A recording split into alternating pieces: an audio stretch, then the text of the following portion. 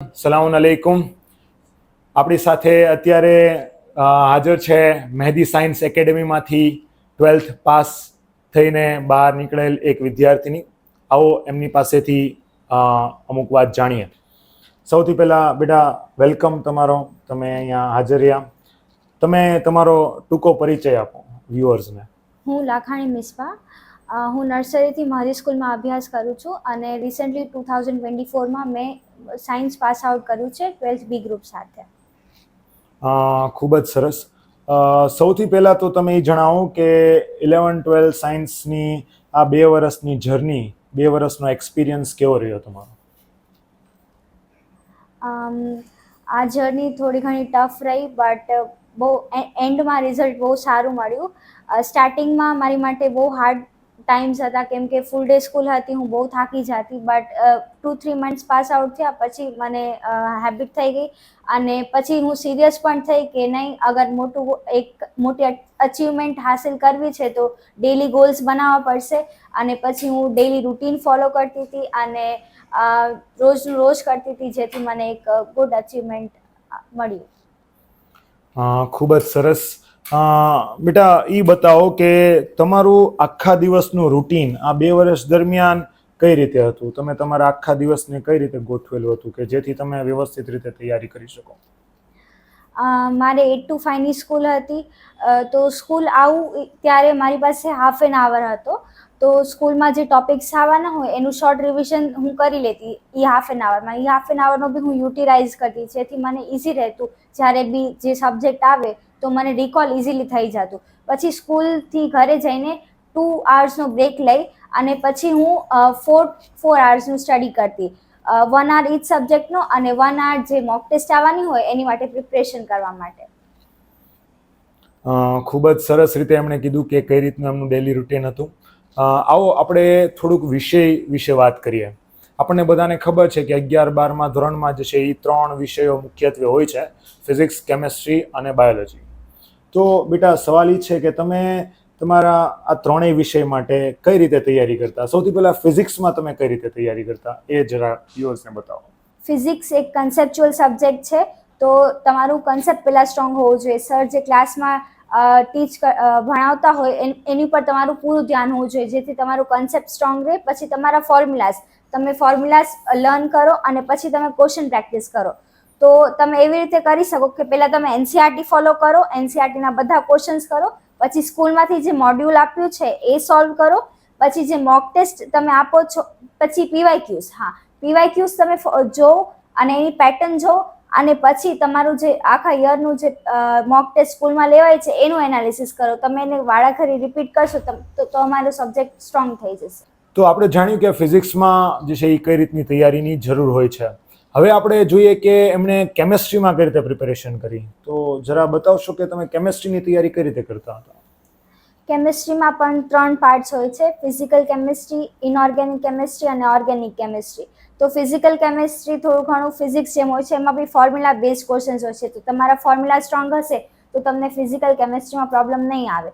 Organic chemistry reaction base છે, તો તમે રિએક્શન્સ રિપીટ કરો, લખો તો તમને યાદ રહેશે. અગર તમને રિએક્શન્સ યાદ હશે તો તમે ઓર્ગેનિક કેમેસ્ટ્રીમાં માસ્ટરી કરી શકશો. ઇનઓર્ગેનિક કેમેસ્ટ્રીમાં બહુ બધી ઇન્ફોર્મેશન હોય છે, તો તમે એમાં એનસીઆરટીને ફોલો કરો, એનસીઆરટીને મેક્સિમમ ટાઈમ્સ રીડ કરો.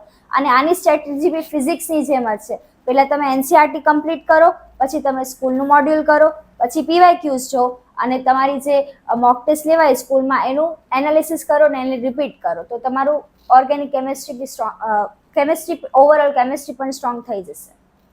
ખૂબ જ સરસ. બેટા એ બતાવો કે બાયોલોજીમાં કઈ રીતની તૈયારી તમે કરતા હતા, કઈ રીતની તૈયારીની જરૂર હોય છે? બાયોલોજીમાં બહુ બધી ઇન્ફોર્મેશન હોય છે, તો તમારે યાદ રાખવી પડે છે. તો તમે એનસીઆરટી તે ફોલો કરો. તમે NCERT max to max time read કરો. જેટલી ફેરી તમે એનસીઆરટી રીડ કરશો, તમારી ઇન્ફોર્મેશન એટલી ફેરી રિવાઇઝ થશે ને તમને યાદ રહી જશે. તો એમાં પણ હું એ જ કહીશ, હર સબ્જેક્ટ માટે સેમ જ સ્ટ્રેટેજી છે. પહેલાં એનસીઆરટી, પછી મોડ્યુલ, પછી પીવાયક્યુઝ, અને તમારી જે મોક ટેસ્ટ થાય છે એને સરખી રીતે અટેન્ડ કરો ને એને રિપીટ કરો. સરસ. તો આપણે જોયું કે એનસીઆરટીનો અને ખાસ કરીને પીવાયક્યુ સોલ્વ કરવાનો, મોડ્યુલને પકડી રાખવાનો શું મહત્વ છે, અને એ જ રીતે જે છે એ તૈયારી કરતા હતા. બેટા અમારો નેક્સ્ટ ક્વેશ્ચન એ છે કે મોટાભાગે 12મા ધોરણમાં જે છે એ સિલેબસ વહેલા કમ્પ્લીટ થઈ જતો હોય છે, ખૂબ જ તે અગાઉ સિલેબસ પૂરો થઈ જશે અને પછી તમને ઘણો બધો ટાઈમ રીડિંગનો મળતો હોય છે. તો આ રીડિંગના ટાઈમને તમે કઈ રીતે યુટિલાઇઝ કરતા હતા? તમારા સિલેબસ કમ્પ્લીટ થયા પછીની તમારી સ્ટ્રેટેજી શું હતી? 12થમાં અમારે નવેમ્બર મંથમાં સિલેબસ કમ્પ્લીટ થઈ ગયો હતો. તો નવેમ્બરના સેકન્ડ વીકથી અમારા રાઉન્ડ્સ શરૂ થતા હતા. એ રાઉન્ડ્સ ચેપ્ટર વાઇઝ હતા. પેલા એક દિવસ ફિઝિક્સનો એક ચેપ્ટર, પછી કેમેસ્ટ્રીનો એક ચેપ્ટર, પછી બાયોલોજીનો, પછી કમ્બાઇન્ડ ચેપ્ટર્સ. એવી રીતે અમારે રાઉન્ડ સેટ કર્યા હતા કે અમારા જેમ રાઉન્ડ્સ પૂરા થાય તો અમારા બધા ચેપ્ટર્સ 2 to 3 ટાઈમ્સ રિવાઇઝ થઈ ગયા હોય. તો તમે અગર રાઉન્ડ્સને સ્ટ્રિક્ટલી ફોલો કરશો તો તમારું રિવિઝન ઇઝીલી થઈ જશે. અને એ સિવાય મને સ્કૂલમાં 5 to 6 hours study time, reading time મળતો હતો અને ઘરે જઈને પણ હું 4 to 5 hours રીડ કરતી હતી. તો મારું ઓવરઓલ 10 to 12 hours રીડિંગ થતું હતું. તમે એટલું રીડિંગ એન્ડિંગમાં કરશો તો તમારું કન્સેપ્ટ્સ અને બધા સ્ટ્રોંગ થઈ જશે. ખૂબ જ સરસ. તો આપણે જોયું કે સ્કૂલ ટાઈમમાં રીડિંગનો પણ બી ઉપયોગ કરતા હતા અને ઘરે પણ બી ખાસ 4 થી 5 કલાક જે છે એમ રીડિંગ કરતા હતા. અને રીડિંગ જે છે એ 12th સાયન્સમાં ખૂબ જ મહત્વનું હોય છે. બેટા, નેક્સ્ટ ક્વેશ્ચન એ છે કે નીટમાં તમારે 631 માર્ક આવ્યા, ખૂબ ખૂબ કોંગ્રેચ્યુલેશન્સ તમને. નીટની આ એક્ઝામ માટે હાર્ડવર્ક કરતા સ્માર્ટ વર્ક અને બેની જરૂર હોય છે, તો તમે કઈ રીતે એમાં સ્માર્ટ વર્ક કર્યું હતું? નીટની એક્ઝામ માટે કઈ રીતે પ્રિપેરેશન કરી હતી એ જરા બતાવો. સ્માર્ટ વર્કમાં હું એમ કહીશ કે જે બી મોક ટેસ્ટ લેવાય એનું એનાલિસિસ કરો. તમારી એમાં જે મિસ્ટેક્સ ગઈ હોય એ તમે બીજી ફેરી રિપીટ ના કરો, એનું ખાસ ધ્યાન રાખો. બીજું કે તમને જે ક્વેશ્ચન્સ ન આવડ્યો હોય, જેમાં કન્સેપ્ટ વીક હોય કે તમને અપ્લાય કરતા ન આવડ્યું, તો તમે એનું તરત ડાઉટ સોલ્વિંગ કરો. અમારી ડાઉટ સોલ્વિંગ સેશનનો મેં બહુ યુઝ કર્યો છે, તો તમે પણ એનો યુઝ કરો જેથી તમારો ડાઉટ એ જ તે મોમેન્ટે ક્લિયર થઈ જાય. બીજું કે સન્ડે ઘણા લોકો સ્ટડી નથી કરતા, પણ મેં સ્ટડી કર્યું છે. તો તમે પણ સન્ડેનો યુટિલાઇઝ કરી શકો છો. મંડે ટુ સેટરડે જે કરાવ્યું એનું એક રિવિઝન કરવા માટે તમે સન્ડેનો યુઝ કરી શકો છો અને બહુ બેનિફિશિયલ રહેશે એન્ડમાં. અને બીજું કે 11th-12th સાયન્સમાં જેટલી બી ફેસ્ટિવલ્સની હોલિડેઝ આવી છે એને પણ મેં યુટિલાઇઝ કર્યો છે મારા જે વીક ચેપ્ટર્સ હતા એને સ્ટ્રોંગ બનાવવા માટે. તો તમે ફેસ્ટિવલ્સનો પણ ઉપયોગ કરી શકો છો. ખૂબ જ સરસ. તો આપણે જોયું કે નીટમાં તૈયારી માટે એમણે જે છે એ કઈ રીતે સ્માર્ટ વર્ક કર્યું. હાર્ડવર્કની સાથે સાથે સ્માર્ટ વર્ક પણ બી એટલું જ મહત્વનું હોય છે. બેટા, એ બતાવો કે મોટાભાગે એવું જોયું છે કે 2 વર્ષ દરમિયાન ઘણીવાર જે છે એ ઉતાર ચઢાવ આવતા હોય છે, તો એને તમે કઈ રીતે ટેકલ કરતા? કઈ રીતે તમે આવા ઉતાર ચઢાવમાં મોટિવેટેડ રહેતા હતા? 11th-12thની જર્નીમાં બહુ જ અપડાઉન્સ રહ્યા છે, બહુ ઘણી ફેરી લો ફીલ થયું છે. તો અમારે એવરી 15 ડેઝના બૂથ સભા ઓર્ગેનાઇઝ થતી, એમાં પર્વેશ સરની સ્પીચ હતી. તો એ સ્પીચ અમને બહુ હેલ્પફુલ રહી છે, અમને મોટિવેશન આપ્યું છે એ સ્પીચથી. તો અગર પોઝિટિવિટી ઇન્ક્રીઝ થઈ જાય એ સ્પીચ પછી અમારી સ્કૂલમાં કાઉન્સિલિંગ સેશન્સ ઓર્ગેનાઇઝ થતા. અમારા જે પણ નાના મોટા ડાઉટ્સ હોય, પ્રોબ્લેમ્સ આવતી હોય તો એ પણ અમને સોલ્વ કરી આપવામાં આવતા. એનાથી પણ અમને એક પોઝિટિવિટી આવતી. પછી મારા પેરેન્ટ્સે પણ મારો પૂરો સપોર્ટ કર્યો છે. અને જ્યારે પણ હું રોતી, મને લો ફીલ થતું, સેડ ફીલ થતું, ત્યારે હું અલ્લાહ પાસે દુઆ માંગતી અને નમાઝ પડતી. એનાથી પણ મને બહુ હેલ્પ મળી છે.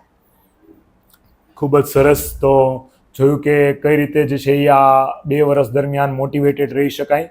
પેરેન્ટ્સનો પણ બી આમાં ખૂબ જ રોલ હોય છે. બેટા, અગર તમારે 11th સાયન્સના અને ખાસ કરીને 12th સાયન્સમાં જે વિદ્યાર્થીઓ અત્યારે ભણી રહ્યા છે એને કોઈ તમારે ટિપ્સ દેવી હોય તો તમે એમને શું કહેવા માંગશો? 12th સાયન્સના સ્ટુડન્ટ્સ માટે કહીશ કે અત્યારે તમારી પાસે જેટલો ટાઈમ છે તમે એનો પૂરો યુટિલાઇઝ કરો. અને તમે ફિઝિક્સમાં ફોર્મ્યુલા ચાર્ટ્સ વગેરે બનાવો તો તમને રિવિઝનમાં ઇઝી રહેશે.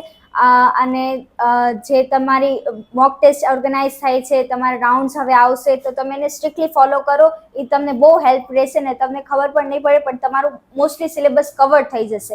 અને 11th સાયન્સના સ્ટુડન્ટ માટે હું કહીશ કે તમે ડેલી રૂટીન ફોલો કરો. જે રોજ કરાવે છે એ રોજ કરી નાખો. તમે નાના નાના ગોલ્સ બનાવો તો તમને એના બહુ હેલ્પફુલ રહેશે. સરસ. તો આપણે જોયું કે 11th સાયન્સના વિદ્યાર્થીઓ માટે ખાસ ડેલી રૂટીનની અમને વાત કરી, ખૂબ જ જરૂરી વસ્તુ છે. અને 12th સાયન્સના વિદ્યાર્થીઓ માટે અત્યારથી જ તે સ્માર્ટ વર્કની વાત કરી, તો દરેક વિદ્યાર્થીઓ માટે જે છે આ ખૂબ યુઝફુલ ટિપ્સ છે. બેટા, છેલ્લો સવાલ મારો એ છે કે તમે હવે 12th સાયન્સમાંથી પાસ થઈને નીકળ્યા છો, તમારો આગળનો ગોલ શું છે એ જરાક વ્યુઅર્સને બતાવો. હું MBBS કરવા માંગુ છું અને MBBS કર્યા પછી હું MD કરવાની નું ડ્રીમ રાખું છું. તો તમે બધા મારી માટે દુઆ કરજો કે હું મારું ડ્રીમ ફૂલફિલ કરી શકું. ઇન્શાલ્લાહ આપણે બધા, અમારા બધાની દુઆઓ છે, શુભેચ્છાઓ છે તમારી સાથે. તમે તમારું ખૂબ જ સફળ કરિયર બનાવો. Thank you so much. Thank you for joining with us.